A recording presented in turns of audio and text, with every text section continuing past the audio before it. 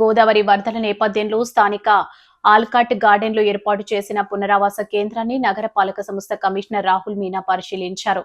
ఎన్ని కుటుంబాలున్నాయి, ఎక్కడి నుంచి తరలించారనే పూర్తి సమాచారాన్ని అధికారులను అడిగి తెలుసుకున్నారు. ఈ సందర్భంగా బాధితులను పరామర్శించి అక్కడ సదుపాయాలపై ఆరా తీశారు. ఎవరికీ ఎటువంటి అసౌకర్యం కలగకుండా చూడాలని సంబంధిత అధికారులను ఆదేశించారు. మెడికల్ క్యాంపును పరిశీలించి ఎవరికీ ఎలాంటి అనారోగ్య సమస్యలు తలెత్తకుండా వైద్యాధికారులు అందుబాటులో ఉండాలని సూచించారు. అనంతరం కోటిలింగాల ఘాట్, పుష్కర్ ఘాట్, రివర్ ఫ్రంట్ సహా క్షేత్రస్థాయిలో పర్యటించి వరద పరిస్థితులను ప్రత్యక్షంగా పరిశీలించారు. వరద తగ్గుముఖం పట్టినప్పటికీ అధికారులు, సిబ్బంది అప్రమత్తంగా ఉండి పరిస్థితులను నిరంతరం పర్యవేక్షిస్తూ ప్రజలకు అవసరమైన సహాయ సహకారాలు అందించాలని ఆదేశించారు. ప్రజలు వరద నీటిలోకి వెళ్లకుండా, ప్రమాదకర ప్రాంతాలకు చేరకుండా తగిన చర్యలు చేపట్టాలని సూచించారు.